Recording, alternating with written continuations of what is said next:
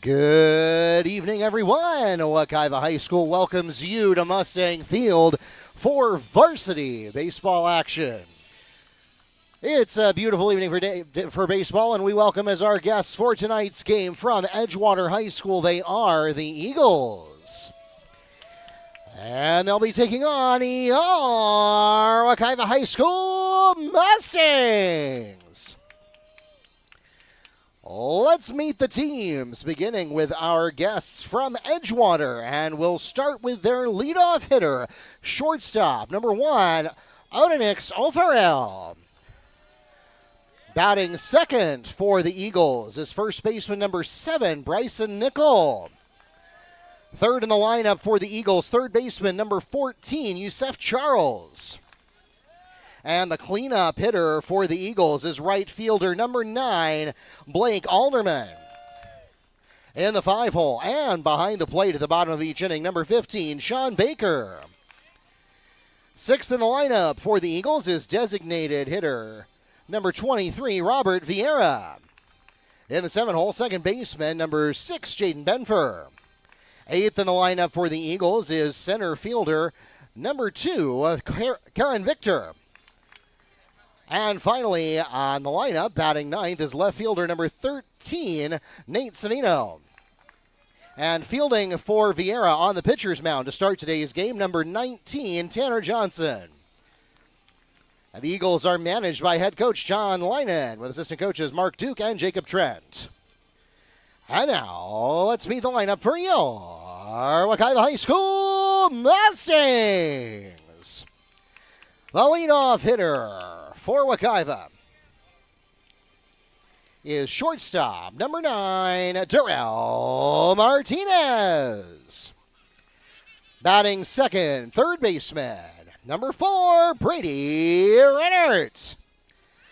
Third in the lineup for the Mustangs and on the pitcher's mound to start today's game, number 12, Jaden Graham.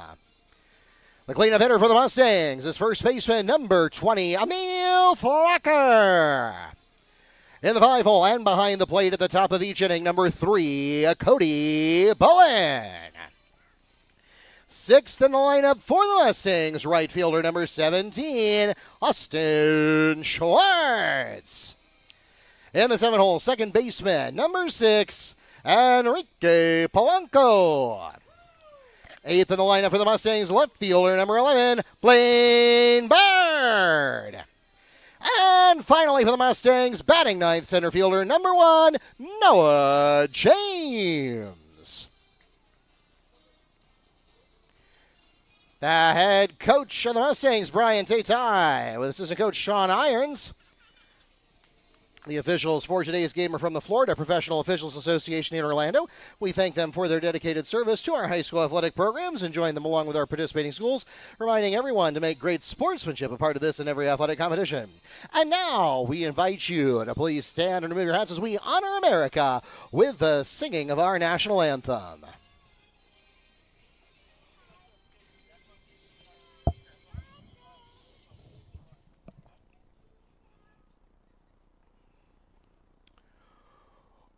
Oh, say, can you see by the dawn's early light what so proudly we hailed at the twilight's last gleaming, whose broad stripes and bright stars through the perilous fight o'er the ramparts we watched were so gallantly streaming, and the rocket's red glare, the bombs bursting in air, gave proof through the night that our flag was still there.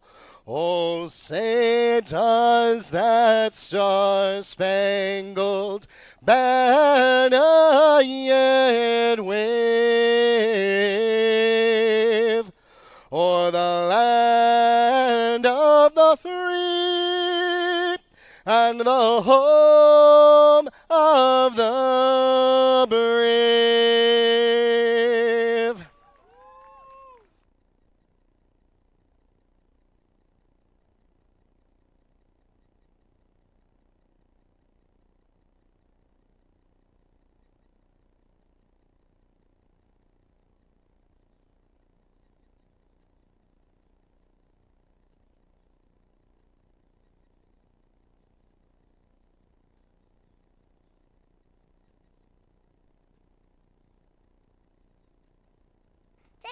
I don't want it loud.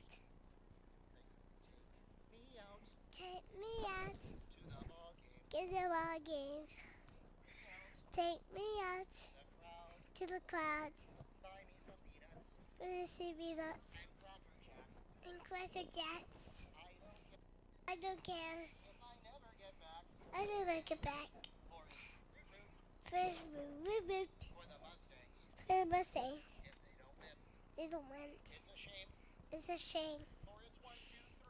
It's 1, 2, 3. Stretch you out. At the old ball game. At your ball game.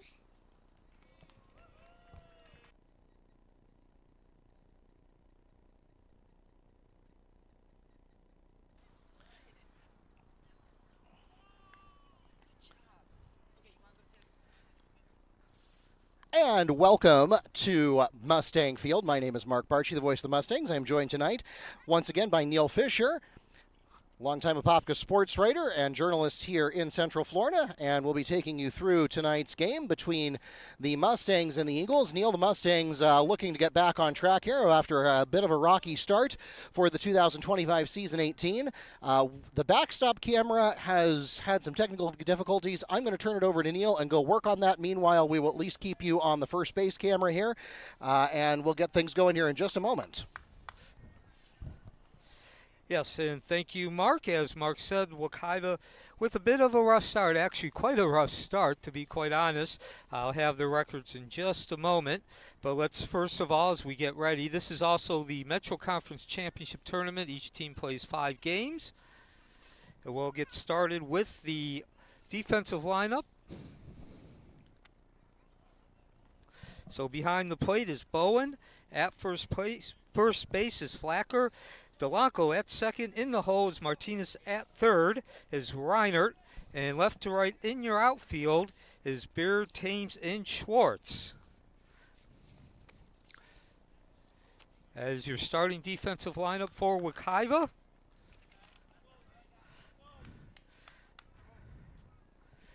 And leading off is number 1, shortstop, Adenix Afaral, a freshman. And Graham on the mound for Wekiva. Strike 1 on the first pitch. Jaden Graham, the 6', 183-foot junior, also a catcher and third baseman. The 0-1 count now. Hard swing by Arles.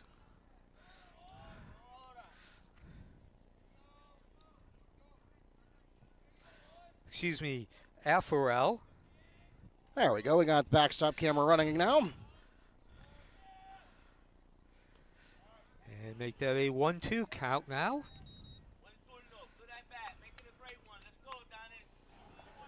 Edgewater with Wekiva with 2 victories, a 2-7 record. Edgewater 3-5. So both these teams certainly looking to find their mojo, so to speak, as that ball's high and inside. 2-2 count as we enter the middle third of the season.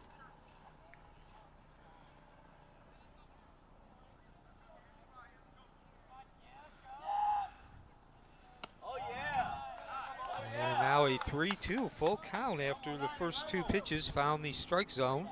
That was close, but the ump said not close enough.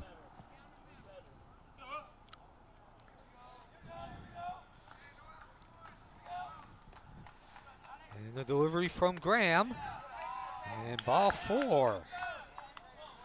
Avril walks to first. Next at the plate for the Eagles, first baseman, number 7,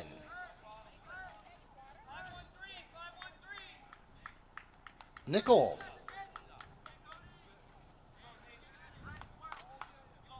So Nickel steps in with the runner at first base.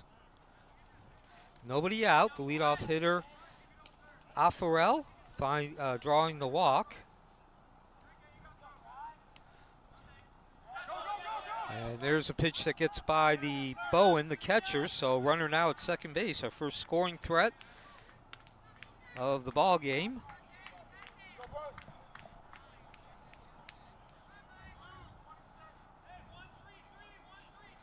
So Nickel batting .320 with 6 RBIs and 1 home run.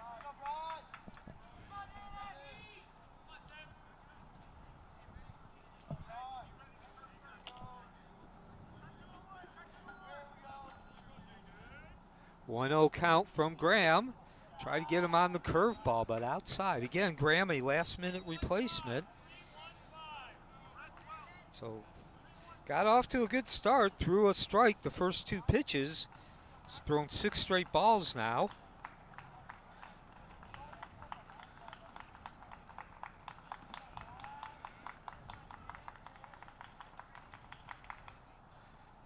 And make that 7 straight, 3-0 count.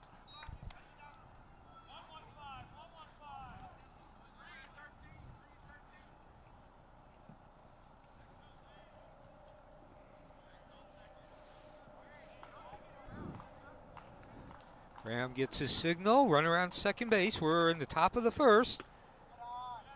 And that's going to be the second consecutive walk given up by Graham. And so, Mark, obviously, as I mentioned, first start. Nickel walks to first, and that puts runners at 1 and 2. And next at the plate for the Eagles will be third baseman, number 14, Yusef Charles.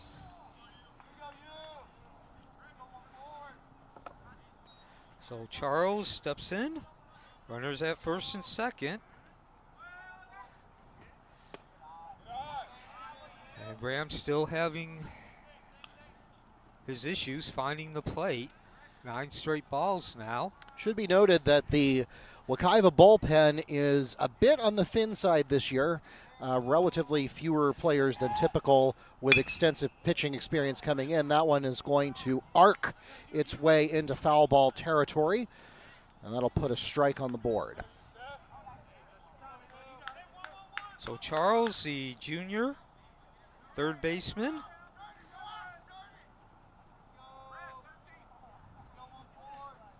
He's at the plate now, batting .294 for the season. With 4 RBIs, has yet to hit his first home run. So, again, as a team, Edgewater batting .241 as that ball just a bit outside. And that'll take the count to 2-1. So, Mark, so far, as I mentioned, first start for Graham, last-minute replacement. Your thoughts about the freshman so far and being able to find his mojo? Yeah, the pitches for the most part are well controlled. It's just a matter of getting that accuracy. There we got a crack of the bat, and that's going to be the first hit of the game. And it actually is going to be an opportunity to score. So that'll be RBI single for Charles, as that keeps runners at 1 and 2.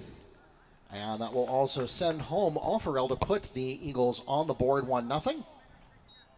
And correction, I did start off by saying Wekiva comes in. I believe I said they had a 2-8 record. They're actually 2-6, so a little bit better than I originally thought. Now at the plate for the Eagles, right fielder, number 9, Blake Alderman.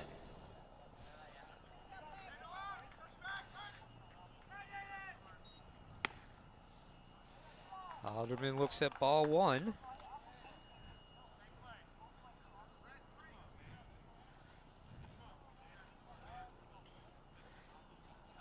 Alderman batting just .200 for the season, so he's certainly looking to find his rhythm. And now he looks at a 2-0 count, certainly at least so far. He's been laying off the bad pitches. 6 RBIs, and he's still looking for his first home run of the season. Alderman, a junior. 2-0 count now for Graham. And make that 3-0 as the ball is inside.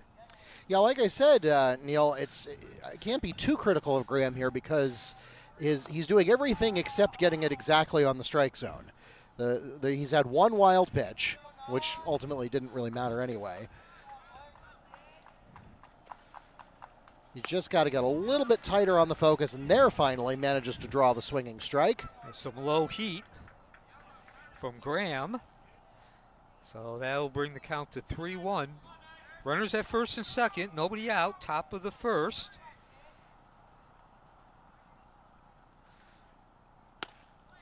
Another chop.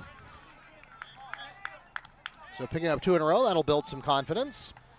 So I mentioned this is Graham's first start of the season. It is his 4th appearance. He does have a 4.2 ERA. As he gets a signal, full count. It's already a critical moment of this game.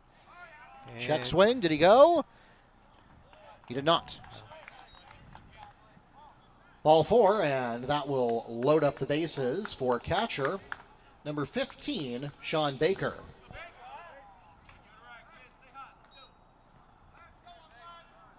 So Baker at the plate, 4 batters up, 3 walks and a single. And so far, as you mentioned, Mark, this is a bullpen on the thinner side this year, so that probably has something to do with the fact that Coach Tati does not have anybody warming up. He's going with Graham for the moment. As ball 1, that's inside.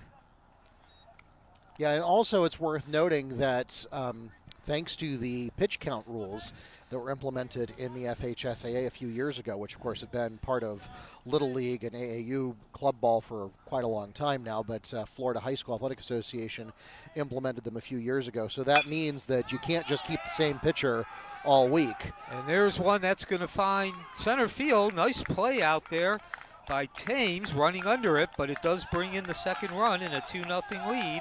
Sacrifice fly is caught in center field by James. That'll put 1 away for the Eagles, but it does bring home a run and takes it to a 2-0 game. Next at the plate will be designated hitter number 23, Robert Vieira. So Vieira steps in. Runners at second and third, both in scoring position. So even though there's 2 outs, Vieira still has a chance to do more damage to Wekiva's cause, as you like to say, Mark. Taking a quick look, Vieira batting .750 for the season, 2 RBIs, and he has yet to hit his first home run as well. And he takes a hard cut at that slider, finding the inside corner, 0-1 count.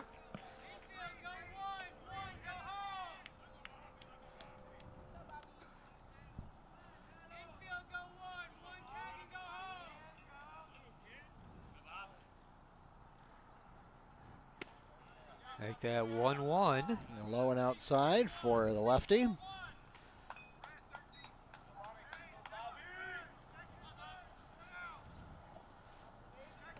One other thing you might have noticed if you've been following Wekiva baseball the last couple of years, Wekiva is now on the third base side. The visitors on the first base side as the count goes 2-1.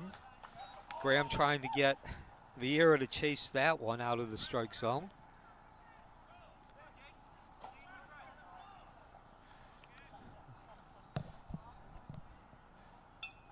Runners at second and third. Graham trying to get out of this first inning jam, limiting the damage to just a 2-0 deficit as the count now goes 3-1.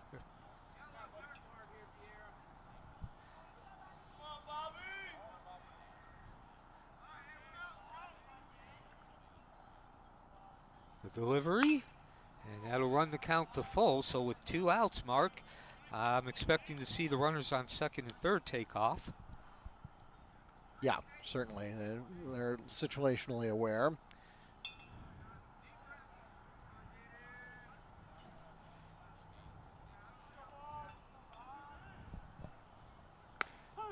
And no need to run as strike 3. Graham gets him standing on the side of the road And that's the second out of the inning, much needed out as well. Graham records a strikeout looking to put 2 away for the Eagles. Next at the plate will be second baseman, number 6, Jaden Benford. So Benford steps in, the second baseman. Runners still at second and third, and now, as I said, Graham trying to limit the damage to a 2-0 deficit. Certainly seeing the light at the end of that tunnel, but not the way you want to start the at-bat. A ball one, high and outside. So Benford.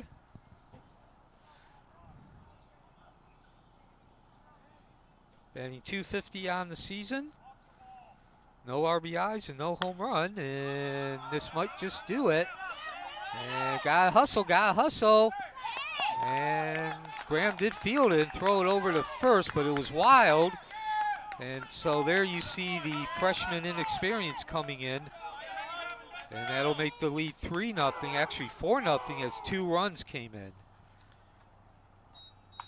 2 runs score on the Mustang air. That will leave a runner at first, and next at the plate will be center fielder number 2, Karen Victor. So just when it looked like Wekiva was about to get out of the inning, finding their mojo, so to speak, finding the rhythm, they make the error. Again, Graham a freshman, and definitely saw it there. Could see he felt hurried as strike one delivered to Victor. 8 batters coming up to the plate here in the first inning. For Edgewater, they've taken a 4-0 lead. First 2 were earned, the last 2 unearned. Coming in on that last play, the throwing error by Graham. Victor, only 1 at-bat so far. He's 1 for 1, so 1,000 batting average as the count now 2-0.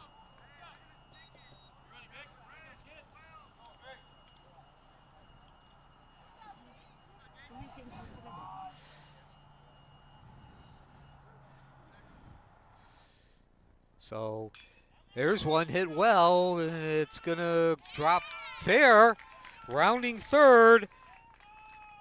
That is Benford, and he crosses home plate. 5-0 lead now for Edgewater on the double, slashed into right field by Victor. Double down the first base line for Victor. That'll be 2 RBIs for him.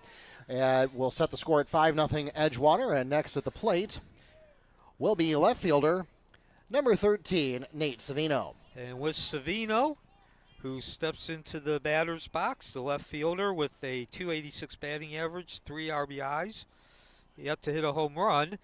Edgewater has now sent the entire lineup to the plate in this first inning. Wekiva as the home team as the count goes 1-0, still yet to take its first pitch. 5-0 lead in the second game of the Metro Conference Championship Tournament. 5 in total are played during pool play. Now a 2-0 count.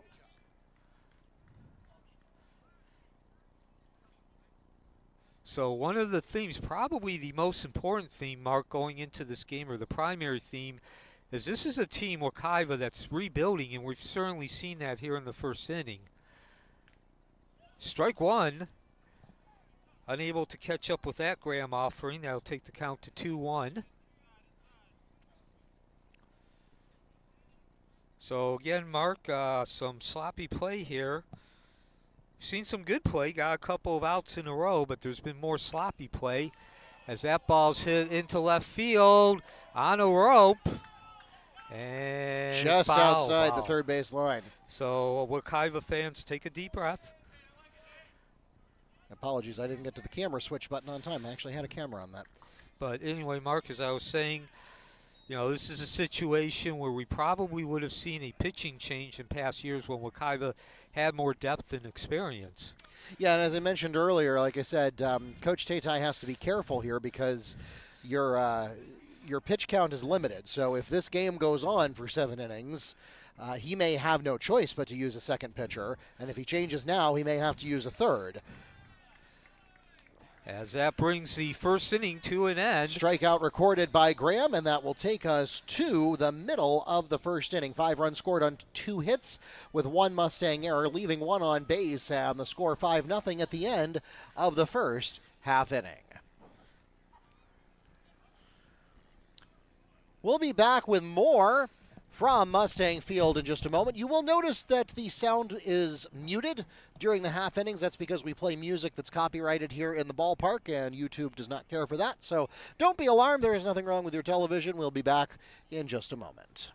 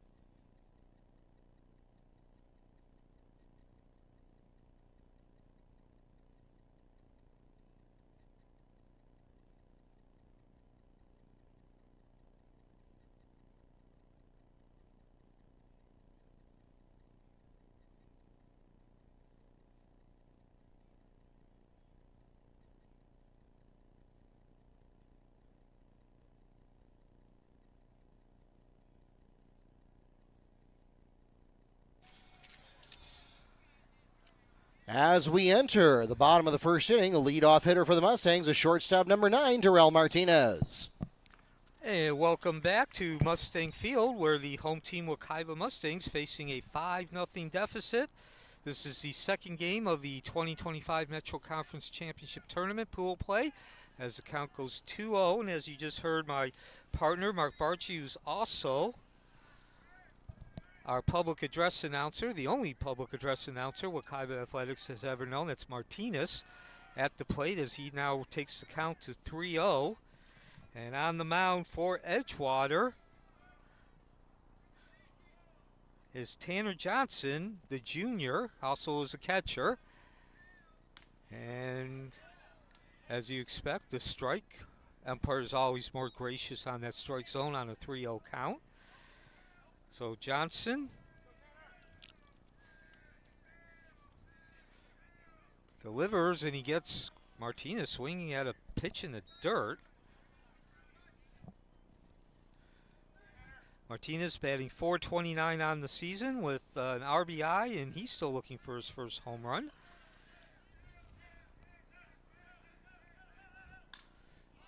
Ball hit. That's going into fair territory and should be an F4, and it is. The fly out catch is made by Polanco at second base. That puts one away for the Mustangs. Oh, excuse me, that was Benford. Next at the plate for the Mustangs, third baseman, number 4, Brady Reinert. So Reinert steps up, 1 out. Base is empty. Of course, Reinert, the younger brother, last 4 years, Zach's been on the team as he looks at strike 1. Reinert batting .450 on the season with a pair of RBIs, no home run yet. And he rips that ball into center field, but right to the center fielder, Victor. Fly catch is made in center field by Victor. 2 away now for the Mustangs. Next to the plate for Wekiva, pitcher number 12, Jaden Graham.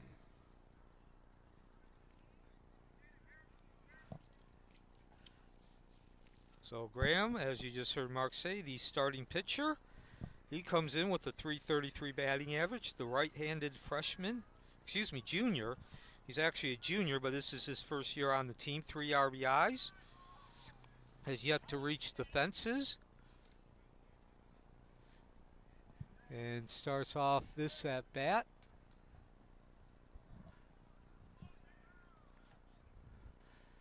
And that'll be low and outside. 2-0 count now.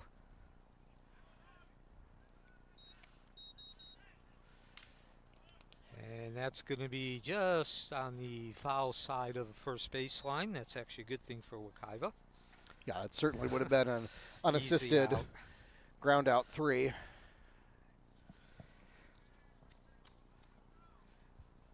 So 2 up, 2 down.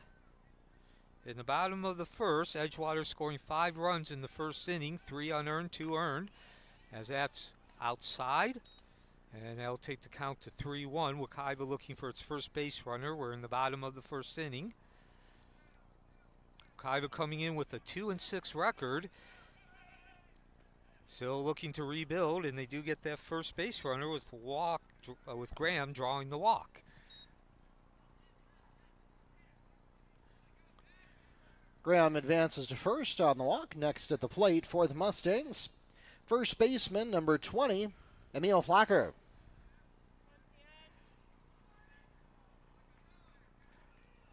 So Edgewater with a 3-5 record as Flacker looks at strike 1, takes that. Flacker, one of the handful of players who was on the team last year. Remember that name, of course, Flacker, a hard name to forget as he hits that ball over to the shortstop. It's gobbled up by Afero, the easy out to Benefer. Fair to Benefer for the fielder's choice, and no need to go for the double play there. That is the third out, and it takes us to the end of the first inning. No runs scored on no hits, with no Eagle errors, leaving 1 on base, and the score is 5-0 at the end of 1 inning. Back with more from Mustang Field in a moment.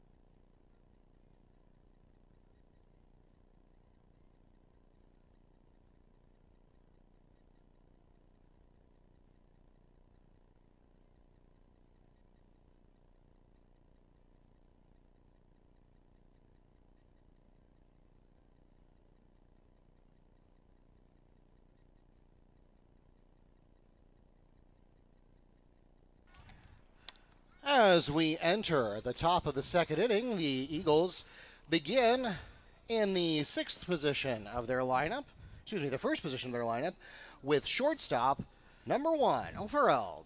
So O'Farrell is second at bat of this game. He looks at the ball, and that also means that Edgewater is back to the top of the lineup. They went through the entire lineup in that first inning, putting a 5 spot across the scoreboard. Overall walk, leading off the ball game, got to second base on the wild pitch and came home on the single from Charles, the number 3 batter, as he looks at 2-0. Got some chin music there from Graham.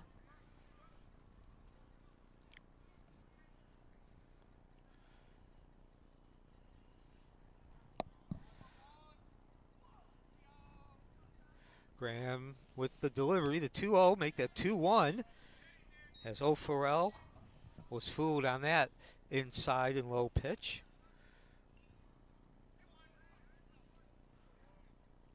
Mustang Field, the site, it's a beautiful night, Mark, for a baseball game. Temperatures just below 70 degrees, no clouds when the game started.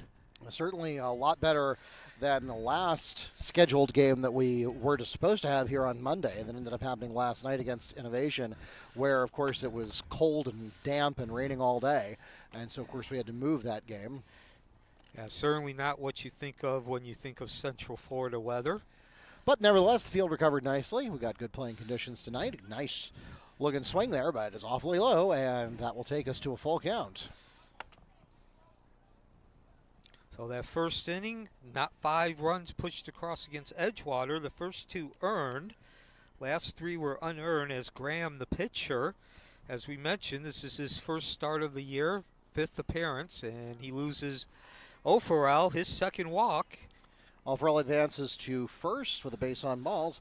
Next at the plate will be first baseman number 7, Nickel. So O'Farrell coming up twice, same result both times, a walk.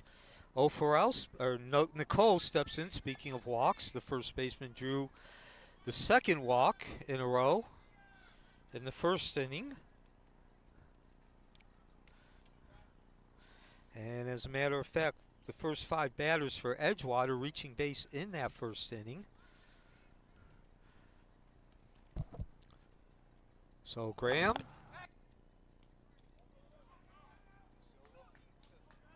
find his rhythm, his mojo, and that's the second error that he's made. Now the wild throw over to first, and this time not the same way, but the end result the same. O'Farrell reaching second base after a walk in both of his plate appearance and subsequent base running.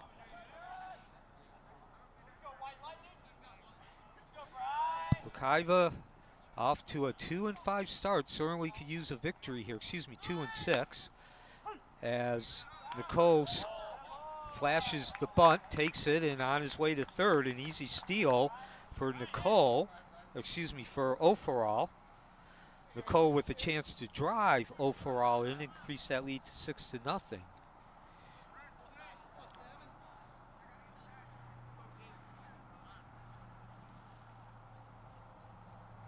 And now we got a timeout. And is Coach Tati coming out? Yes, he is. So 5-0 your score with a runner at third base, nobody out in the top of the second. Both these teams could use a victory if you look at the records. 2-6 for Wekiva, 3-5 for Edgewater. We'll take a quick break. We'll be right back.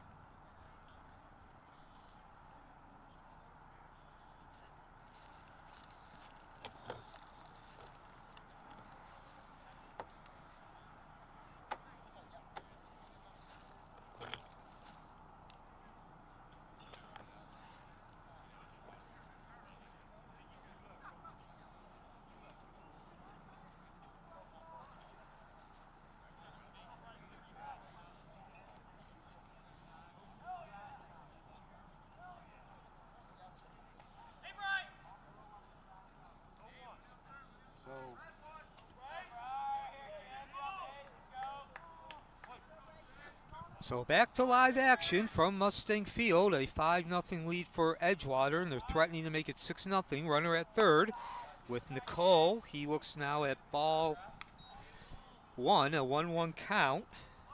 5 runs in the first inning.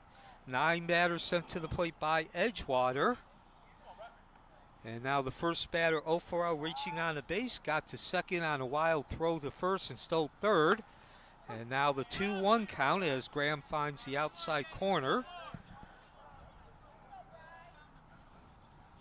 Mustang Field, the site on this Wednesday night. Thank you for joining us. I'm Neil Fisher, my partner Mark Barchi, as well as our public address announcer in the director of these streamings, or if you prefer broadcast, as that ball goes high and outside for the 3-1 count now. On the mound for Wekiva is Graham.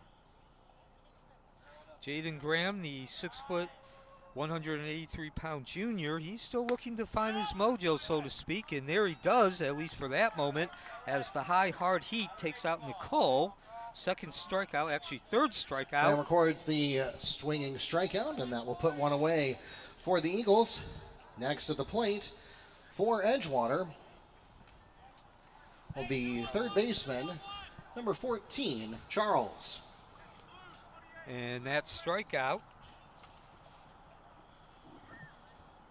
of Nicole could not come at a more timely moment, not just in the fact that they needed an out, but also the fact that Overall got off lead.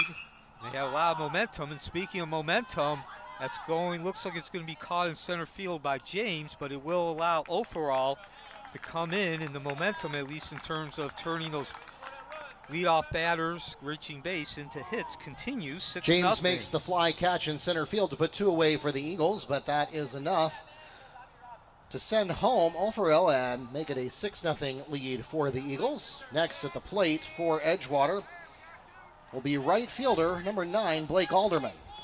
So Charles has come up to bat twice, and he now has 2 RBIs. As you just heard Mark say, the lead now up to 6-0 in the top of the second. And Alderman at the plate, he's 0 for 0. As he steps in, he drew a walk and scored a run in the first inning and looks at ball 1.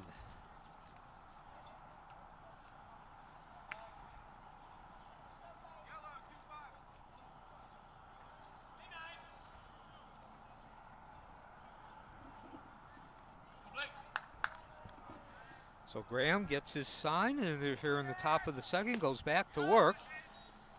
Rips through that one. Alderman, that is, unable to catch up with the slider on the inside corner. Brings the count to 1-1.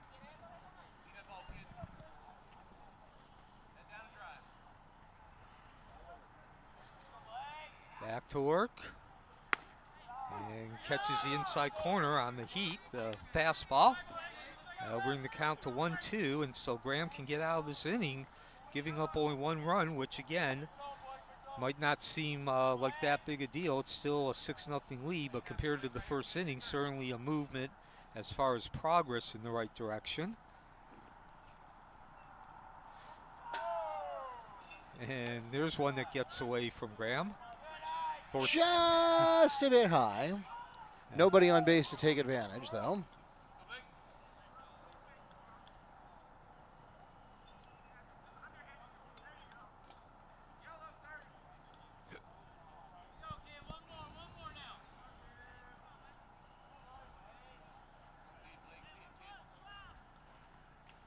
Graham gets his sign.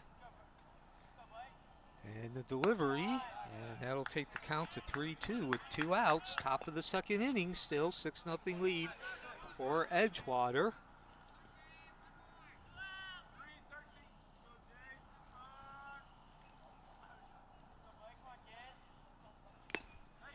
Strike 3, so Graham gets Foul out. tip on the third strike, and that will take us to the middle of the second inning.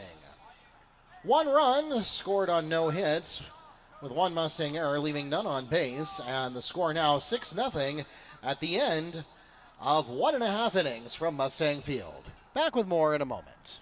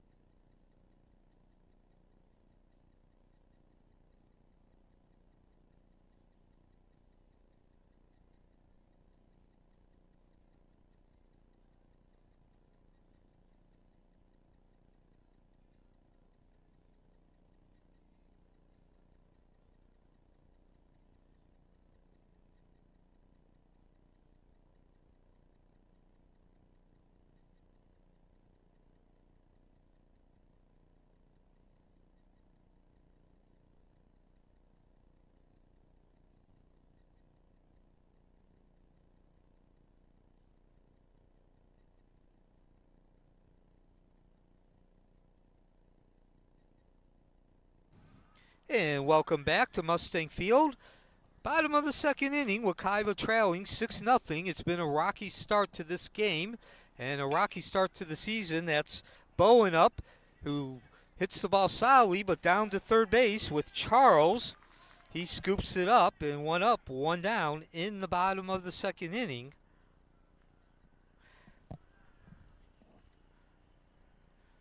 Charles with the scoop of the ground ball, one up, one away in the bottom of the second, and now stepping into the plate, right fielder, number 17, Schwartz.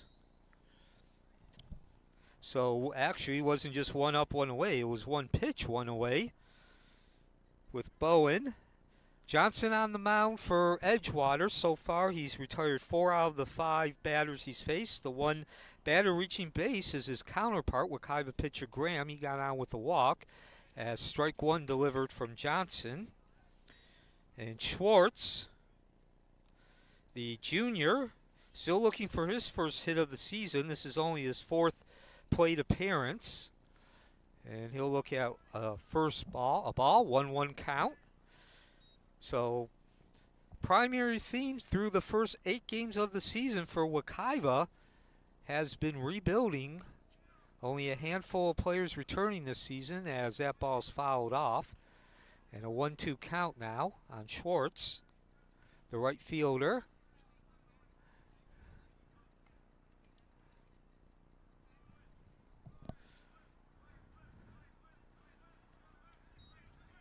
Delivery from Johnson, looking for the strikeout, won't get it there.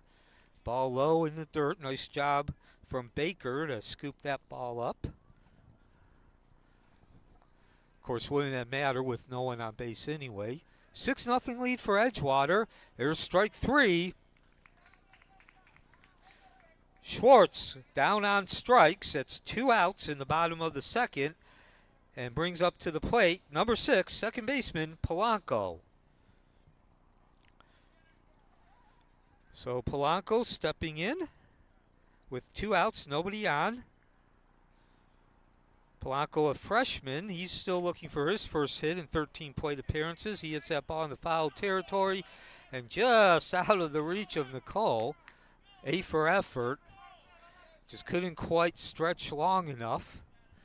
So it is an 0-1 count now. Edgewater scoring 5 runs in the first inning. They sent the entire lineup to the plate. First 5 batters reaching base. They added a 6th run here in the top of the second inning for that 6-0 lead. Only 2 hits, though, as the count now goes 0-2.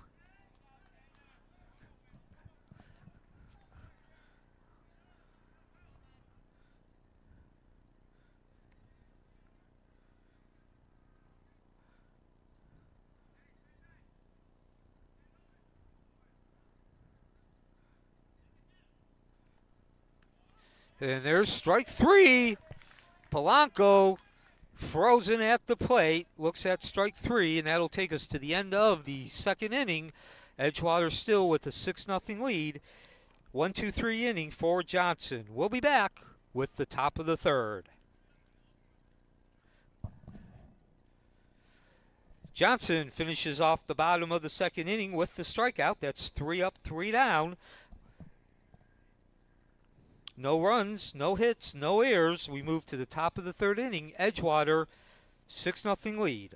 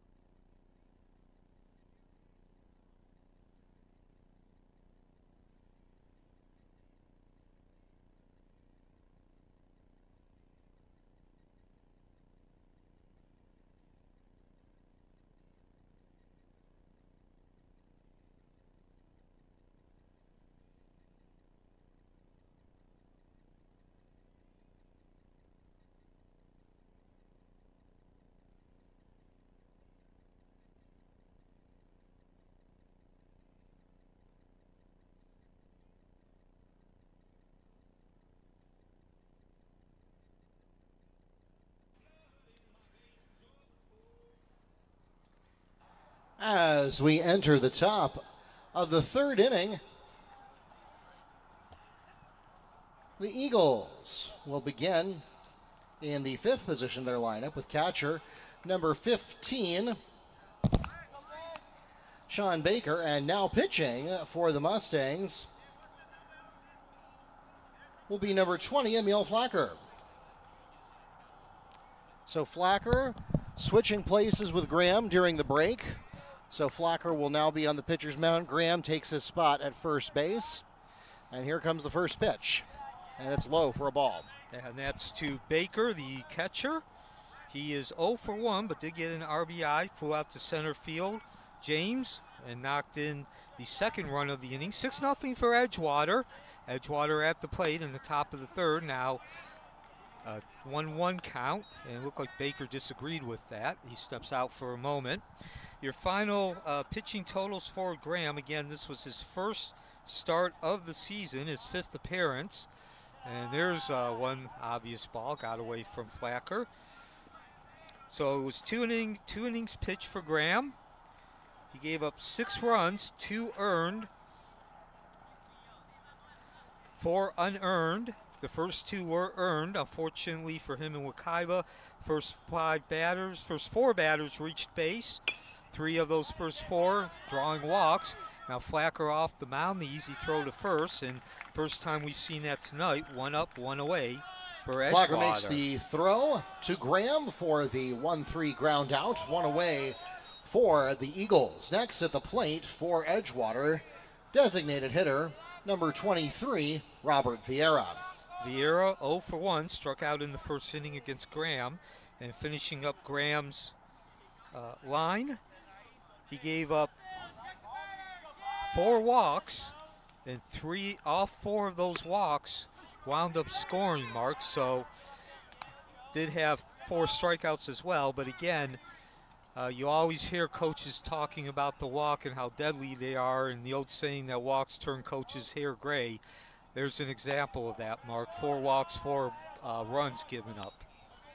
Yeah, it almost reminds me of when you have like dead ball fouls in basketball and football. It's like those are the things that they don't even like. They don't. It's not one of those things that like, well, it's all in the line of duty. Yeah, they're I hear coaches using the word self-inflicted damage a lot. You know, it's one thing if you. Again, this game started with the first 4 batters reaching base, and it would have been one thing if there were like 4 straight well-hit balls. But 3 of the 4, as there's the second out of the inning, first strikeout for Flacker. Flacker records the swinging strikeout to put 2 away for the Eagles. Next at the plate for Edgewater will be second baseman number 6, Jaden Benfer. And then to continue on Graham's line, he also heard his own cause in the field. Benefer grounded out to him. It was a very lightly hit ball, and granted he did have to get off the mound and run, but nonetheless it was a throwing error to first base, which allowed the inning to continue. There were 2 outs, and 4 runs did come in after that. Excuse me, it was 2 runs came in. 3 more runs came in. It was 2-0 at that point. That error allowed the inning to continue. One of the the third run came in on the error, and then 2 more errors came in after the play. So Graham again, still looking to find his way. He's a prime example of, as we've said many times, and we will probably keep repeating it throughout the season. This is a rebuilding season for Wekiva. Only a handful of players returning. And Graham's performance tonight, an example of the difference between having those repetition and experience as that ball finds the mark, a 2-1 count. So Graham, again with 4 walks, 4 runs, but he also committed a critical error which allowed that first inning to continue. 5 in the first for Edgewater. That's a ball, and the 3-1 count now. And then they added 1 more, Edgewater that is, in the second to bring the total to 6-0. So far, exactly what Wekiva's needed with Flacker on the mound, 2 up, 2 down in this top of the third inning. We're at Mustang Field, Edgewater the visiting team, Wekiva the home team. And Edgewater looking to add to that 6-0 lead with the 2 outs as Flacker gets his sign. He goes back to work, and oh, that was outside. And now the first base runner, the first batter to reach base, Benefer takes first base on the walk. Benefer advances to first with a base on balls. Next at the plate for the Eagles, center fielder, number 2, Karen Victor.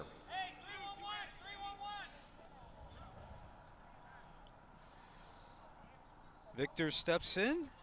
He had a double and an RBI in the first inning. Again, going back to what I just talked about, that error, as down to second base without a throw. Easy stolen base for Benefer. So Victor came up because of that throwing error by Graham, and he took advantage, getting that double and helping Edgewater's lead at that time. And now he looks at strike 1, 1-1.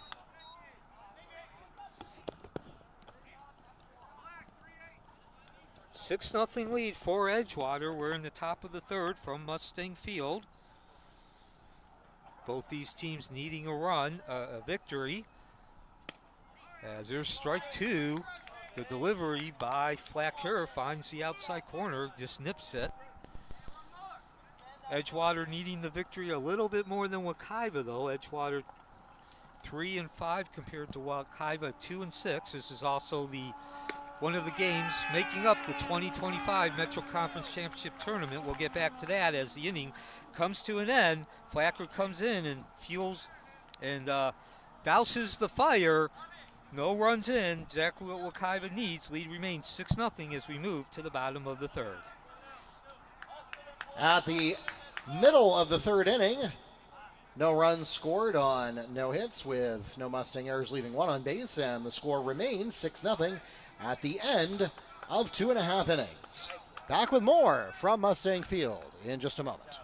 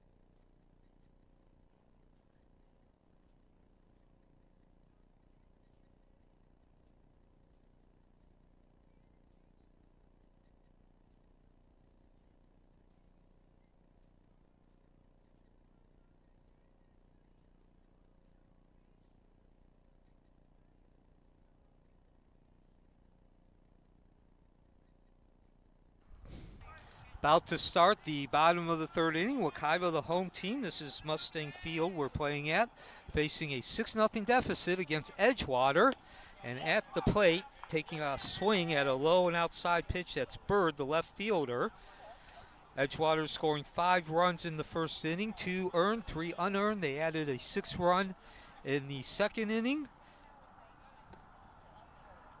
Wekiva getting exactly what it needed with Emil Flacker on the mound. A 1-1 count now to Bird.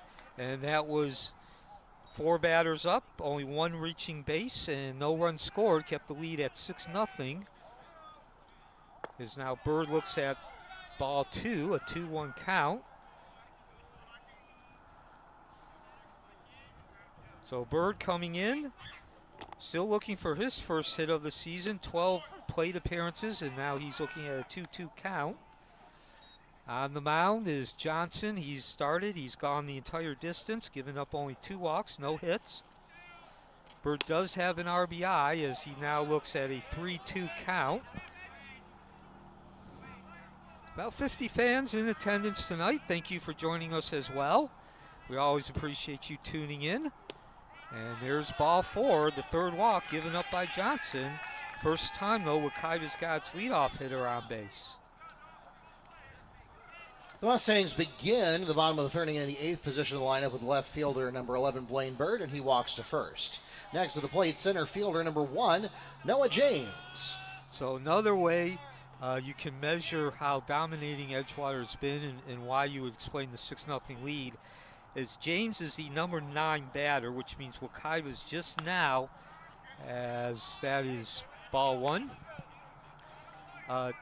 James, this at-bat will mark the end of the going through the lineup the first time for Wekiva. Edgewater will be completing its second trip through the lineup when it comes up to bat, and now a 2-0 count for James. As we mentioned, Bird drawing the walk. That's the first time tonight that Wekiva's gotten its leadoff hitter on, and now it will be the first time they've gotten 2 batters on. James got plunked as Johnson was moving along at a pretty solid pace and fairly quality pitching, and now he's run into some trouble here at the top of the second. 2 batters reaching base without a hit. James advances first on the hit batsman. Runners at 1 and 2 now as we return to the top of the card with shortstop number 9, Durrell Martinez. Martinez steps in. He's 0 for 1 tonight, flying out to the second baseman Benefer in his first at-bat. Now he lays down a bunt. Throw over to third after felled by Johnson. The spin and yes, that is an out at third base. Bird Fielder's choice is made over to third base with Charles. That's 1 away for the Mustangs. Runners remain at 1 and 2 with 1 out now. And next to the plate for Wekiva will be third baseman number 4, Brady Renner. So you got to like everything about that from what the Mustangs did. I mean, well, the strategy, although quite frankly, and this is something for you youngsters out there, it was a bad pitch to swing at. It was high and outside, and now we got the attempted third base steal. And that's, oh, you're safe at third, and now we got a rundown. Throw back to third, and it's a 6-1 ball game. So give James credit. He made something happen. Squeeze play is made between first and second to put 2 away. However, that will give James the opportunity to score and put the Mustangs on the board with their first run. Meanwhile, what were we doing at the plate? 2 balls? Yes, a 2-0 count. That is Reinert. Is that... It's still Reinert at the plate, right? I don't know. So Reinert now looking at a 2-1 count with nobody on base. 6-1 lead for Edgewater. Wekiva scoring its first run. So again, as the count now goes to 3-1, yes, it is still 6-1, but in terms of making progress after that first inning in which Edgewater took the 5-0 lead, certainly we're moving in the right direction. And there's actually strike 3. That'll bring the third inning to a close. Wekiva does score its first run, cutting the lead to 6-1. That takes us to the end of the third inning. The Mustangs getting on the board despite no hits. 1 run scored on no hits with no Eagles errors. But the sacrifice squeeze play puts Wekiva on the scoreboard. 6-1 your score at the end of 3. Back with more from Mustang Field in just a moment.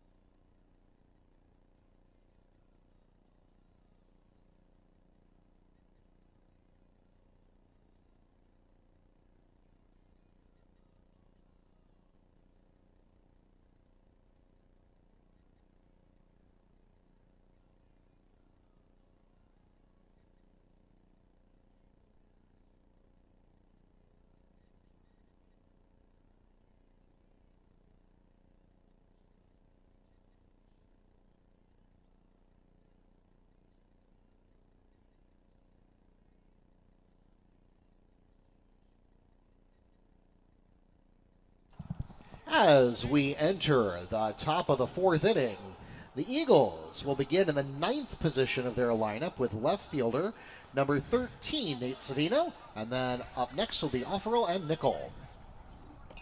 And Edgewater will come up to the plate in the top of the fourth inning with a 6-1 lead. Has been a performance in which they have controlled this game from the get-go. The first 4 batters reaching base, 3 walks and a single. As Savino looks at strike 1. He's 0 for 1, striking out in the first inning, bringing that first inning to an end. 9 batters coming up for Edgewater in that first inning.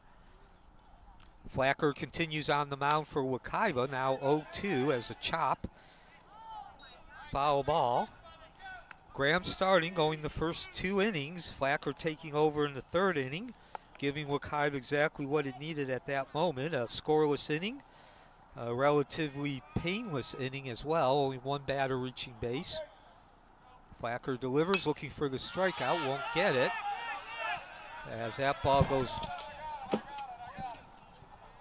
just behind us, Mark.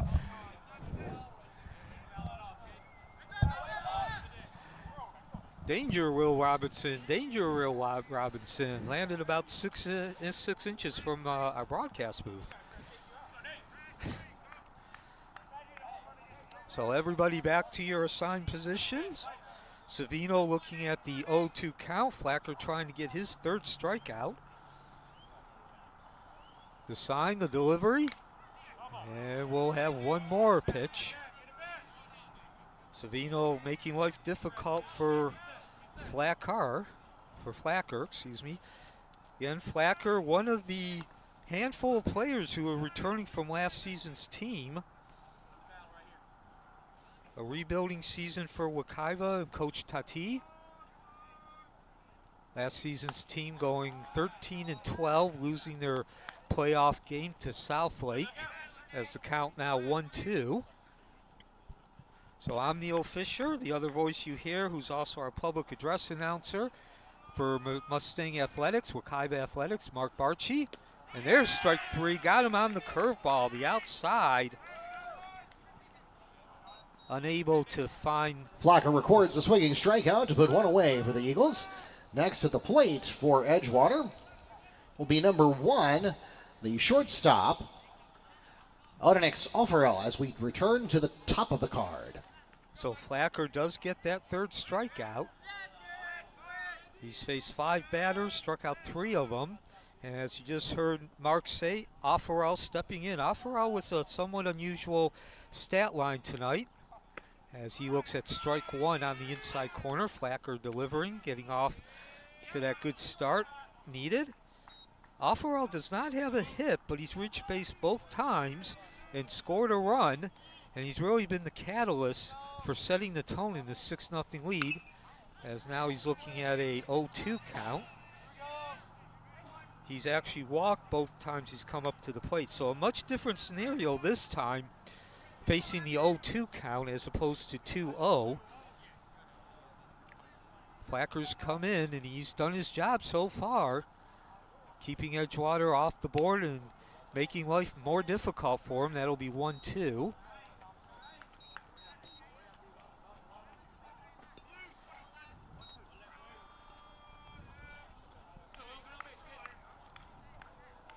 Of course, Graham, who started the game, is now over at first base. Looking for that 2nd out of the inning and strikeout, and nope. Our umpire just says nope, he did not go around, so that'll even the count at 2-2. Give Flacker credit, though. Certainly made Offerell, again, has yet to get a walk, but get a hit, but he's reached base twice and scored both times. Made Offerell think about swinging at that last pitch.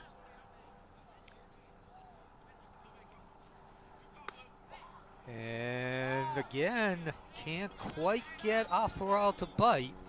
And now the 3-2 count. 6-1 lead. We're in the top of the 4th from Mustang Field. Edgewater with the lead over Wekiva, the home team if you're new to the area. Again, thank you for joining us tonight I'm Neil Fisher. The other voice you're hearing is Mark Barchi, as this time on the 3-2 count, there's connection. Gobbled up at shortstop by Martinez, but too deep in the hole to make a good throw, and an infield single for Offerall, who now has reached base 3 straight times. Offerall is safe at first on the infield single, and that will bring up to the bat first baseman, number 7, Bryson Nickel. So Nickel, he's actually only 0 for 1 tonight, but he has 2 plate appearances, walked in the first inning and wound up scoring the second run, struck out in the second inning. And now he will come up to bat, 1 out, runner at first. And that's Emil Flacker at the mound. He came in the 3rd inning, and he just gave up his first hit of the ball game to, well, the first hit he's given up. That was Offerall, an infield single, deep in the hole. And now a 1-1 count to Nicole. 6-1 is your lead for Edgewater. Flacker coming into tonight's game again. This is his 2nd inning. He's 1-0, 2.10 ERA. As second base taken by Offerall. This is Flacker's 4th appearance.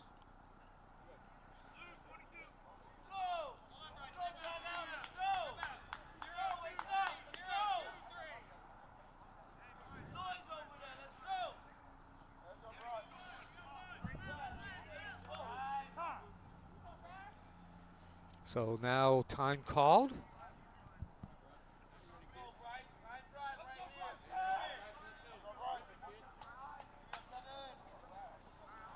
Flacker striking out 22 batters while giving up 10 walks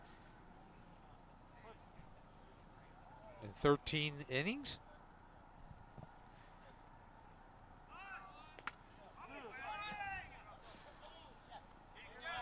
Count now 2-0. Well, that chop will put a strike on.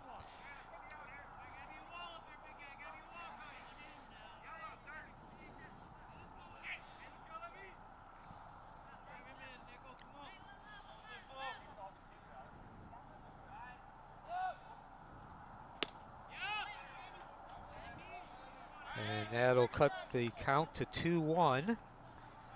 So overall over at 3rd, and the mission now is to keep that lead at 6-1. If you're Wekiva and Flacker, of course, if you're Nicole, you want to hit that ball to the outfield or the right side of the infield and up the lead to 7-1. He's got a 2-1 advantage. And he hits it up, but right behind us. Second time tonight, Mark, Danger Will Robinson. Yeah, we picked the wrong spot to be.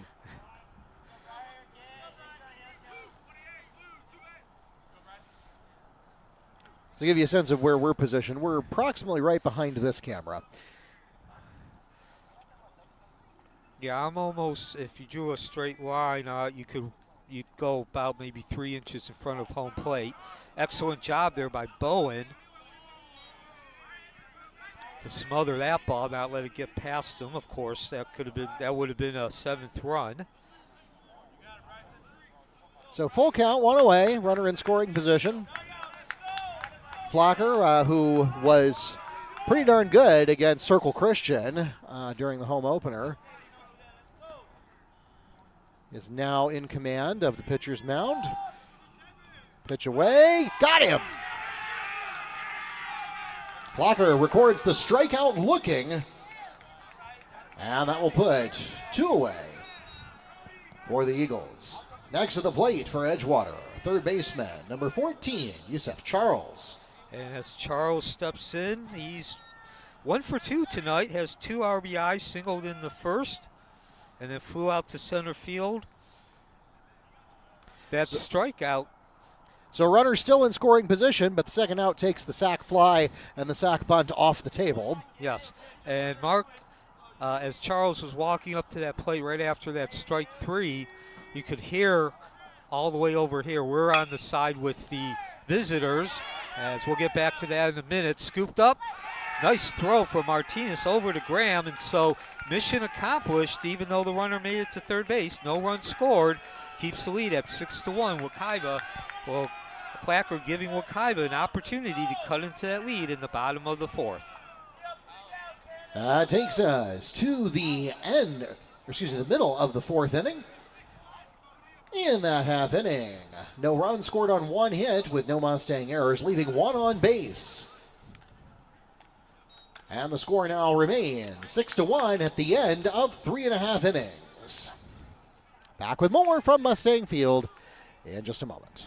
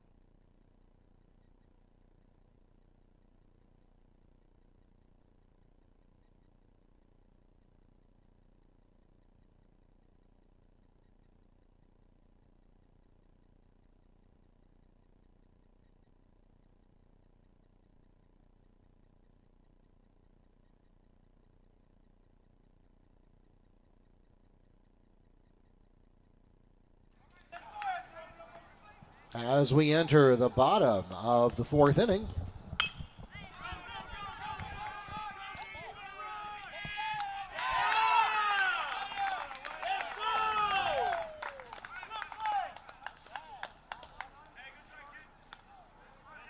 play is made over to Nickel at first for the ground out. And that was the Mustangs starting with Graham at the 3rd position of the lineup. We now go to the 4th position with first baseman and now pitcher, number 20, Emil Flacker. And the score remains 6-1 as we begin this 4th inning, 1 out. As you just heard Mark say, 6-3 on the scorecard as Flacker looks at ball or strike 1. Flacker 0 for 1 tonight, grounded out to the shortstop Offerall in the 1st inning. Johnson on the mound for Edgewater. He's been there all 3 innings as the count now goes 0-2. And for the most part, he has pitched a solid game. Has yet to give up a hit, 2 walks and a hit batsman. Most importantly, in a game like this, he's only allowed 1 leadoff hitter to get on base as the count goes 1-2. You saw the umpire there signal just a bit inside. And I'd say most important thing that Johnson has done is keeping the leadoff hitter, is because you don't want to give your opponent an opportunity to get something going. The slow roller chopped over to third, picked up by Charles, throws on the run, and 2 up, 2 down. Beautiful play by Charles. Charles makes the play to Nickel for the 5-3 ground out. 2 away now for the Mustangs. Next to the plate for Wekiva, catcher, number 3, Cody Bowen. And yes, I realize that Charles is the 3rd baseman for Edgewater, tonight's opponent, but if we do have any youngsters, Little League or AAU players out there, there's some video of how to handle that ball. Charles, as strike 1, comes across to Bowen, who's 0 for 1 tonight, grounded out in the 3rd base to Charles in the 2nd, speaking of the Devil. But that was textbook fielding on a slow grounder as the count now goes 0-2. As we mentioned, Johnson on the mound. He has been in control for the most part. He has now gone 3 out of the 4 innings without allowing the leadoff hitter to reach base. And 1, 2, 3, as Bowen stood there like the house on the side of the road, to quote Ernie Harwell. And that'll be 3 up, 3 down. Again in the 4th inning, keeping the lead at 6-1 as we move to the top of the 5th inning. That takes us to the end of the 4th inning. No runs, no hits, no errors, none left on base. As Wekiva goes 3 up and 3 down, the score remains 6-1 Edgewater at the end of 4. Back with more from Mustang Field after the break.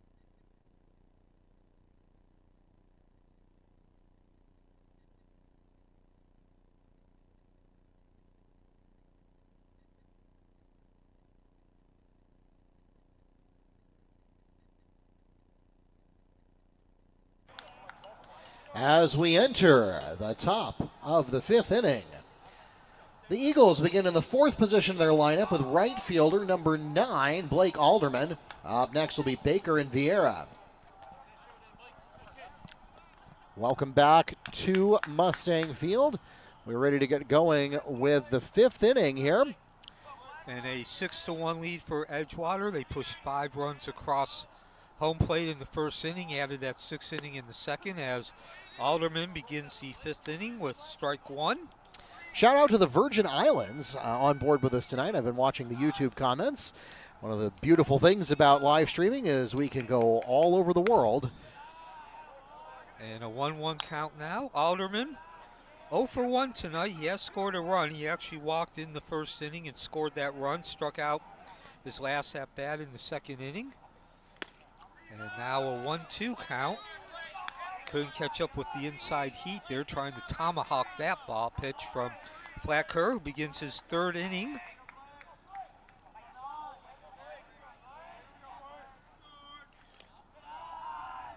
They'll run the count to 2-2. Both these teams in need of a win. This is also part of the Metro Conference Championship Tournament, the 2nd of 5 pool games. Edgewater coming in at 3-5, Wekiva at 2-6.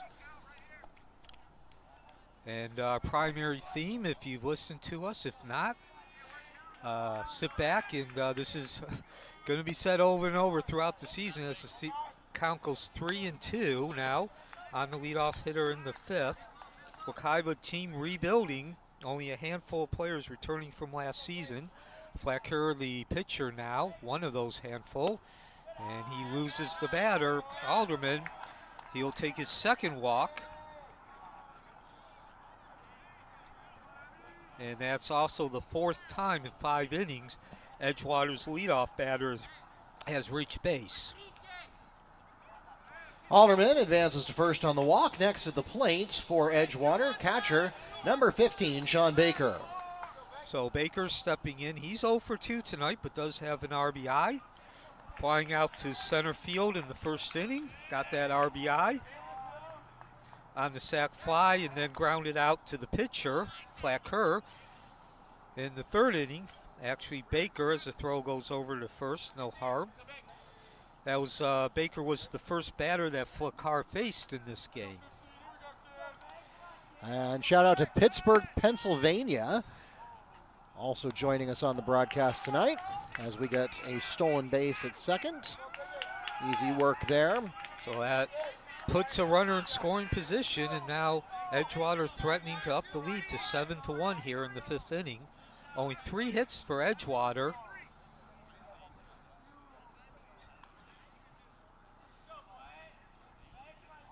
Six walks given up by the duo as the count goes 2-0. The duo of Flacker and Graham. Graham the starter, Flacker now. He came in the third inning. And now Coach Tati making the trip out to the mound. We'll see if he's going to stay with Flacker or just an attaboy speech for him.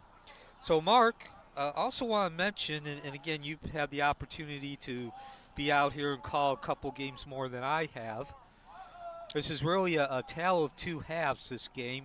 5 runs scored in the first inning by Edgewater. They got their first 4 batters on base, sent the entire lineup, all 9 batters to the plate in the first inning. Then they added that 6th run in the second. And it's been 1-0 in favor of Wekiva in the last 3 innings, the 3rd, 4th, and 5th inning. So what are your thoughts, Mark, in terms of as we get a pitching change? First we've got now on the pitcher's mound for the Mustangs, number 4, Brady Renner.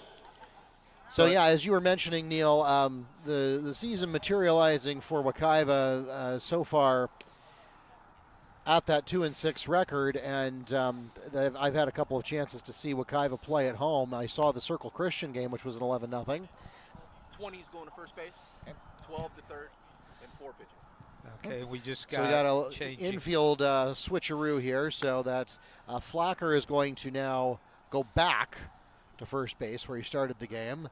Graham will switch over to third, and then Rennert will now be on the pitcher's mound. So all rotation within the starting lineup and all, in fact, rotation within the infield. Just a matter of... That's, if you want to put that into a chapter, hot corners rotation. Yes, it's all a 5-3-1 shuffle. Oh, I like that, the 5-3-1 shuffle. But to your point, Mark, the question is more, is this something that Wekiva seems to be developing a pattern for in terms of getting off to that rocky start and then settling down, or is this just, again, they're a team that looks to rebuild?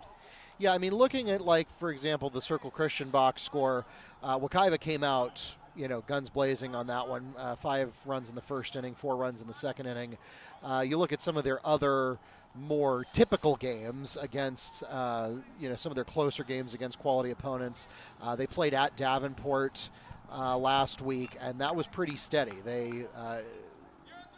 Wekiva actually started that game strong and then fell apart at the end. Davenport did not score until the 4th inning, and it was 5 runs in the 7th inning that took the game away from Wekiva after they had held the lead the entire game. So this is actually kind of backwards of what we've seen so far from Wekiva. This is actually not the pattern.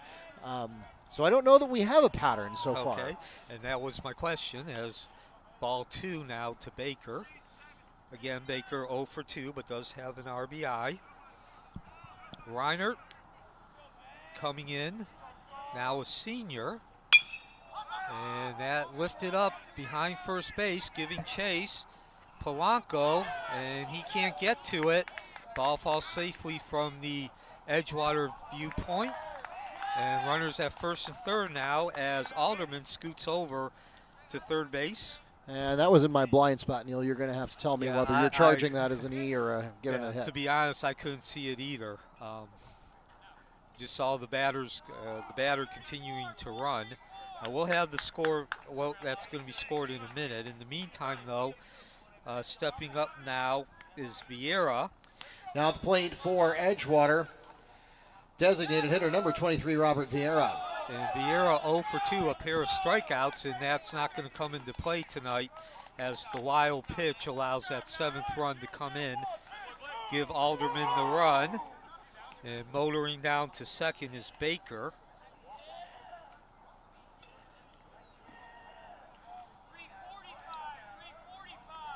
So Reiner coming in, he's 1-0 and 8.75 ERA, and excuse me, he's actually a junior now.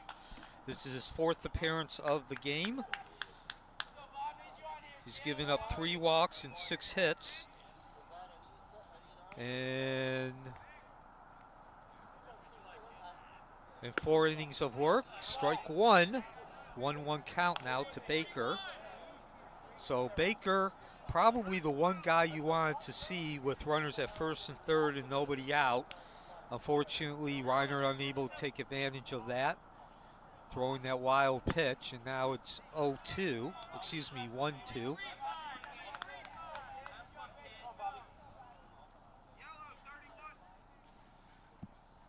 I did get confirmation from some scorers who had a better angle than I did. That wasn't E9 to get on.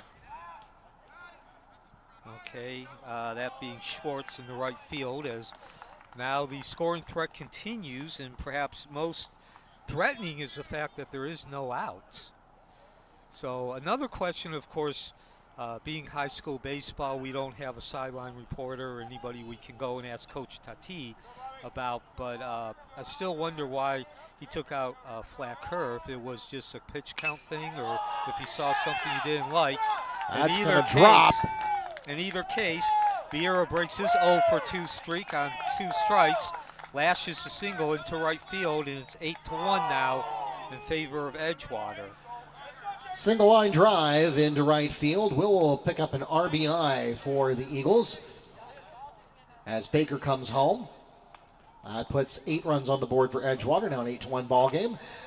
Runner at first, next at the plate for Edgewater is second baseman number 6.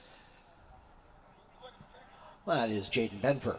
So Benfer steps in. He's actually 0 for 1 tonight, but has reached base both times.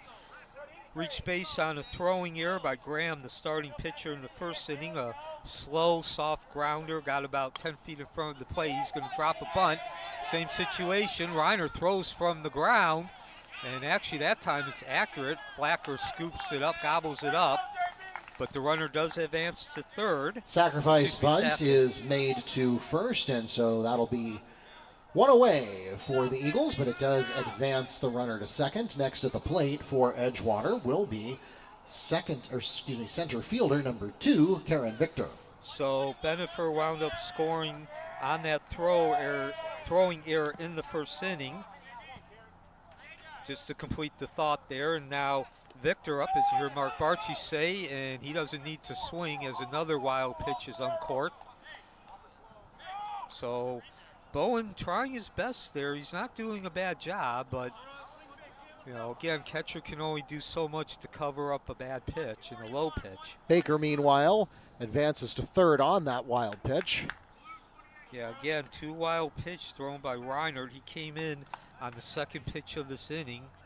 Graham starting, he went 2 innings. Flacker going 2 innings. That's in play, should be a 4-3. And it is. But it does also bring in the run, 9-1 lead now. So the play is made on the throw from Polanco to Flacker for the 4-3 ground out, 2 away for the Eagles. However, it does score Baker. Next at the plate will be left fielder number 13, Nate Savino. And Savino starts off with strike 1. So Flacker, who Reiner replaced in the second pitch of this inning, went 2 innings, gave up 1 run. That was an earned run. That was the first run that came in this inning. There's been 3 so far. Although you could argue that he might not have given up any runs if Reiner had been able to avoid the wild pitch, as the count now goes 1-1. He did not give up. He gave up 1 hit and 1 walk. He struck out 4 batters. So your official count, make it sound a little bit more polished here, as the count now 1-2 2 innings pitched for Flair, 1 run, 1 earned run, 1 hit, 1 walk, and 4 strikeouts. Reinert taking over in this inning. He has faced 5 batters, including the batter that he took. Again, he came in with a 1-0 count on the first batter. I'm including that batter as well. Five batters he's faced. And that will do it. He does get the last out on the strikeout. Rennan records the swinging strikeout, and that will take us to the middle of the 5th inning. 3 runs scored on 1 hit, with 1 Mustang error, leaving none on base, and the score now stands 9-1 at the end of 4.5 innings.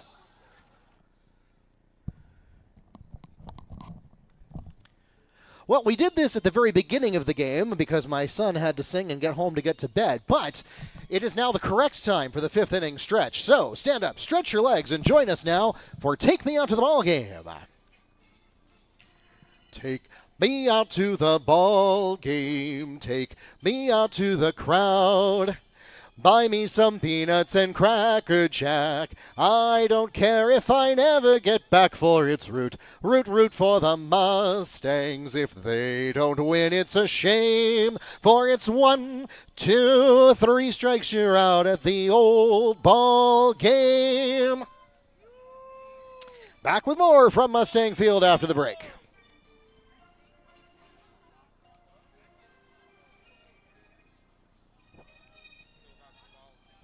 What?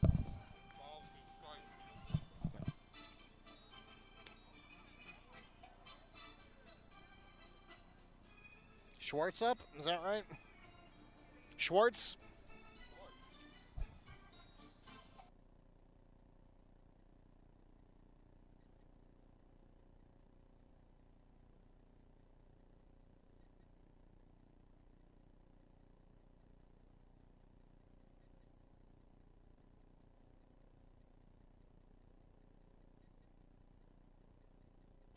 Welcome back to Mustang Field. It's been a long game for Wekiva, team that's looking to rebuild. Only a handful of players returning from last year's 13-12 team. That's Schwartz at the plate. As we enter the bottom of the 5th inning, the Mustangs begin in the 6th position of the lineup with right fielder number 17, Austin Schwartz. And Schwartz takes a mighty swing, unable to connect on the offering from Johnson, who's gone the distance. 4 innings, 1 run given up, 1-1 count now. Polanco and Bird due up next in the 5th inning. Shout out to Rochester, New York, joining us on the broadcast. We got the Virgin Islands, we've got Pennsylvania, we've got Rochester, New York. 1-2-1 count now. We've got a pretty good chunk of the Western Hemisphere covered here. At least east of the Mississippi. So Wekiva facing a 9-1 deficit. It's going to thread the needle. Can he get there? Long throw from shortstop. That's O'Farrell, and he gets Schwartz. Beautiful play from Alfarel. Alfarel on the throw to Nickel for the 6-3 ground out, and that'll put 1 away for the Mustangs. Honestly, Edgewater has had probably 3 or 4 good ground balls these last couple of innings. Yeah, I was going to mention that too. A couple innings ago, we saw Charles. Next at the plate for the Mustangs, second baseman number 6, Enrique Polanco. Charles, the third baseman, charge a slow hit bouncing. It wasn't just a bouncing ball, as the count is now 1-0, but it was one of those bouncing where it goes about 6 feet in the air and then 6 inches off the ground. He did a beautiful job, as Polanco's 0 for 1 tonight, struck out in the 2nd inning. Yeah, I think I've seen probably 3 or 4 times tonight we've seen one of those toss-ups where it could have gone either way with a photo finish at the plate. Yeah, so 1-2-1 count, certainly Edgewater flashing the leather. Yeah, and I mean, when you have a 9-1 ball game, it's not like that's the only factor that's making a difference, but certainly that's going to be key for Edgewater if they're making those plays consistently. That's the difference between, in many cases, the team with a winning record and one with a losing record. 2-2 count. Both these teams under 500, to your point, Mark. 3-5 for Edgewater, 2-6 for Wekiva. As there's that's a slow stay grounder. Fair. Give the out to Nicole. Again, a nice job. Nicole with the unassisted put out at first, put 2 away for the Mustangs. Next at the plate for Wekiva, left fielder number 11, Blaine Bird. Yeah, that play not nearly as fancy as the ones we were talking about, but a solid job by Nicole, textbook fielding technique. And as you mentioned, Bird now at the plate. He has yet to have an official plate appearance. At bat. He's only come up to the plate once, and he walked. That was in the third inning, was then forced on a ground ball back to the pitcher Johnson, who continues. 1-0-0-1 count now. Hard swing to no avail, 0-2, and now Johnson on the verge of closing out the inning with what would be his 5th strikeout. More importantly, though, a second consecutive 1-2-3 innings won't do it. Good job of Bird laying off that pitch. Still a 1-2 count, though. And this has been a dominant game by Edgewater. They scored 5 runs in the first inning, set the tone right from the beginning. First 4 batters reaching base. As we'll see another pitch clubbed off the wrist there by Bird. 5 runs in that first inning, 9 batters coming to the plate. They scored a run in the second, and then 3 more in the 5th to take this 9-1 lead. Wekiva scoring its only run in the third inning, and they will not score again.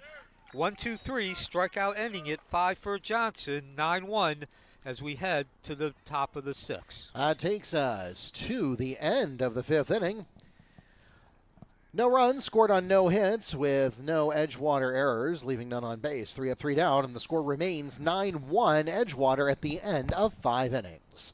Back with more from Mustang Field after a break.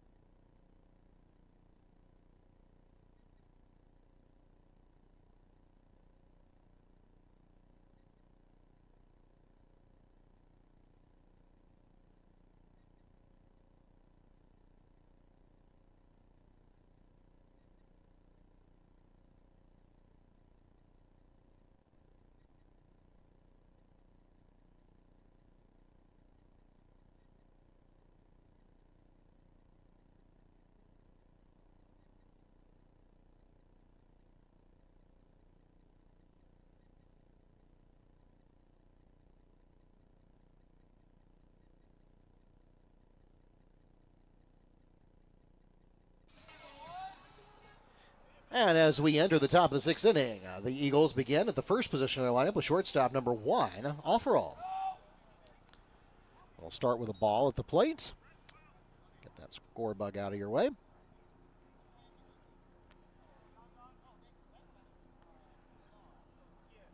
Second pitch away, that is low and outside for a 2-0 count. This is Odenix Offerall. I hope I'm saying that correctly. A freshman shortstop, and is also listed on the roster as a pitcher, so presumably at other games you'll find him on the mound.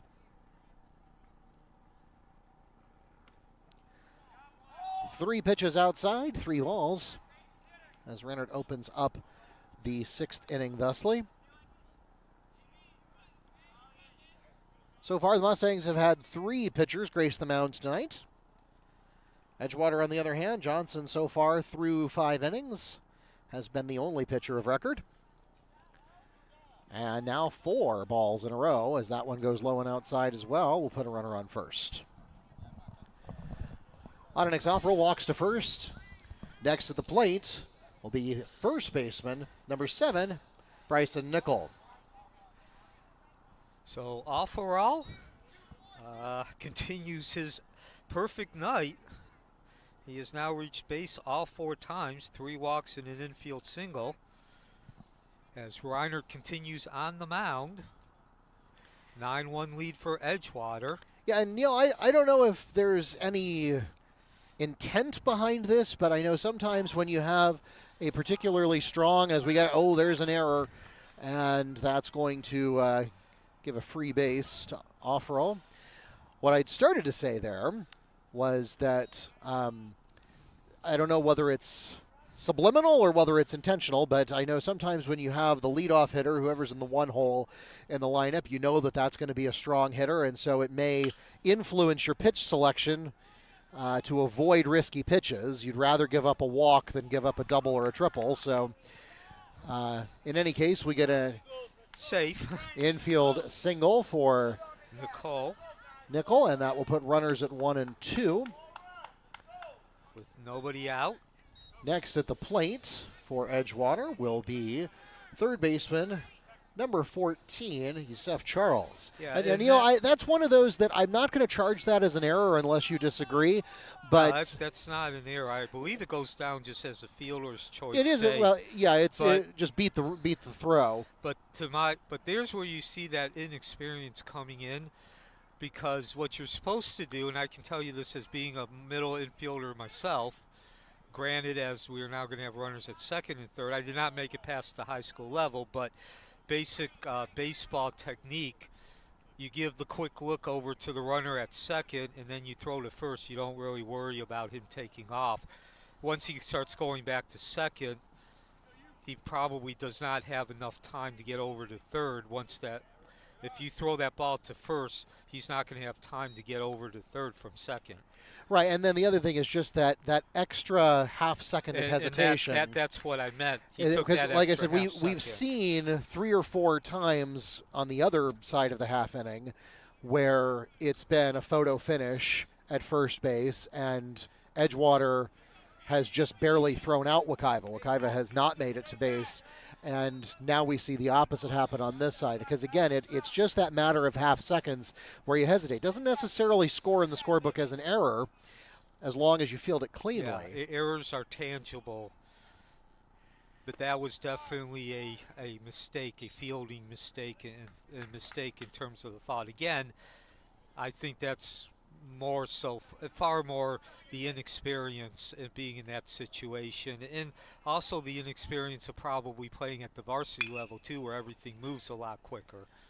That one is chopped into the track and field practice area, so that'll put up a full count if I've been counting the beans correctly here.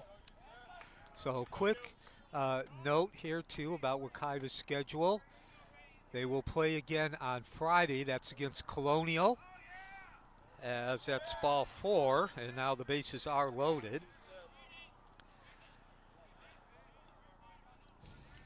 Charles walks to first, and that will load up the bases for catcher number 15, Sean Baker.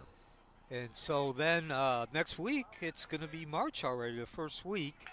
Wekiva will travel down to Lake Buena Vista as the count now 1-0.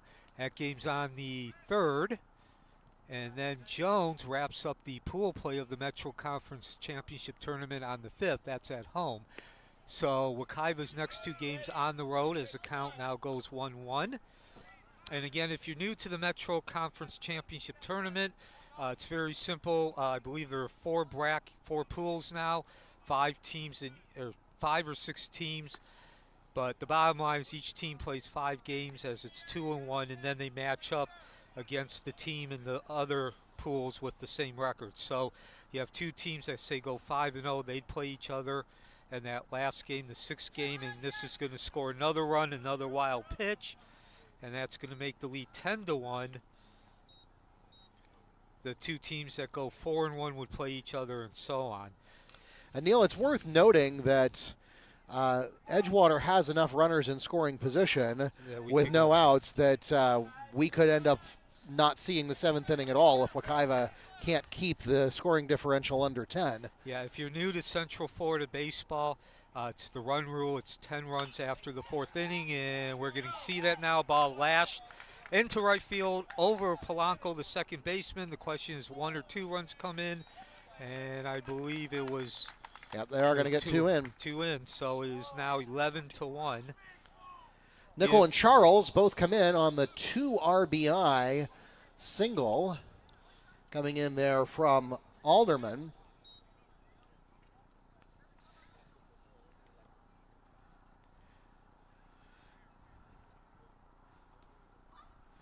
As we get it, we're going to get a pitching change. We'll pause for a timeout here called by the Mustangs. So 2 RBIs for Alderman. He's now been on base 3 out of 4 times, 1 of 2 plate appearances. Walks in the first, walks in the fifth. He scored runs in both those after those walks. And now the single, again, bringing in the 2 RBIs. That'll bring up Baker. So there will not be a pitching change here. That was just a conference at the mound.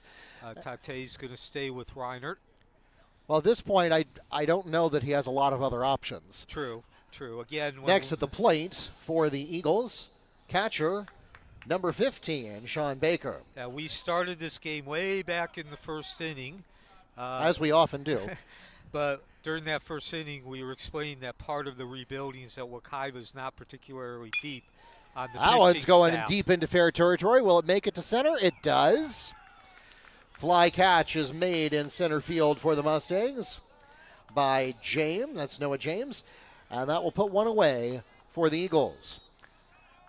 Next at the plate, designated hitter, number 23, Robert Vieira. So Vieira steps in. He's 1 for 3 tonight. Had a rough start to the game as we get yet another wild pitch. We'll have a runner at second with only 1 out. Now, keep me honest, Neil. I've got 5 hits on the board for Edgewater. I'll check in just a minute. But Vieira struck out his first 2 at-bats in the first and third, and then he redeemed himself, found some of his mojo in the fifth, getting a single and an RBI and scoring. And now he's looking at a 0-2 count. So to your question, 1, 2, 3, 6 hits for Edgewater. They've drawn 1, 2, 3. Uncaught third strike.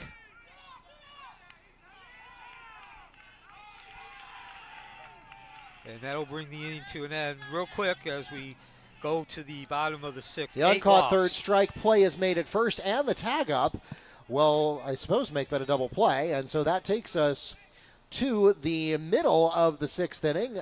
3 runs scored on that half inning off of 2 hits, with no Mustang errors, leaving none on base. And the score now stands 12-1 Edgewater at the end of 5.5 innings.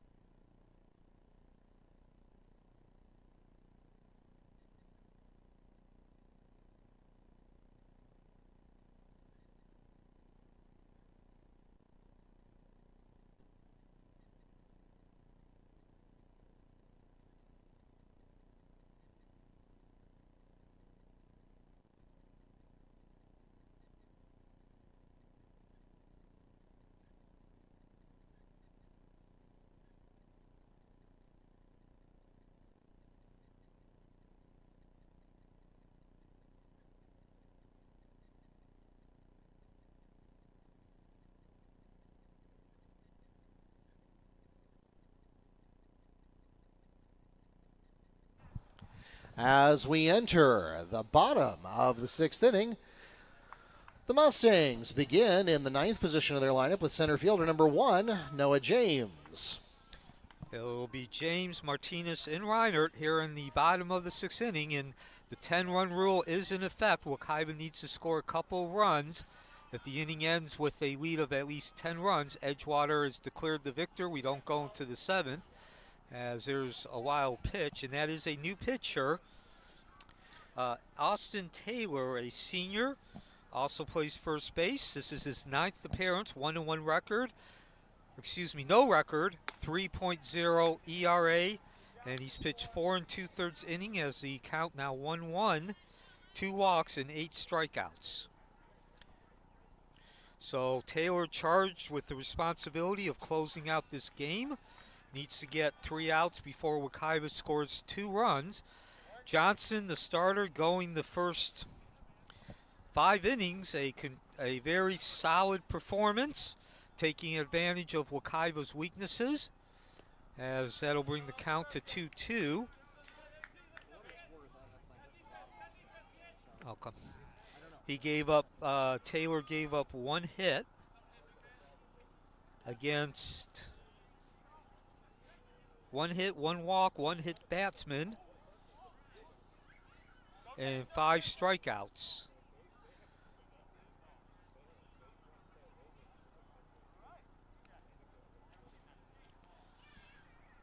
Of course, if you joined us late, as count now 2-2, and we're going to have a break here for a couple of minutes. Yeah, that was a strikeout recorded by a new pitcher for the Eagles. This is Austin Taylor now on the mound, so 1 away for the Mustangs. Next at the plate for Wekiva, they return to the top of the card with shortstop number 9, Darrell Martinez. Oh, and most importantly, forgot to mention with Taylor, he did give up 1 run, and that was the earned run. So Martinez steps in, 0 for 2 tonight. Flew out to the second baseman Benefer and then hit into a fielder's choice. That was 0 for L to Benefer, first and third innings. And he starts off with a strike.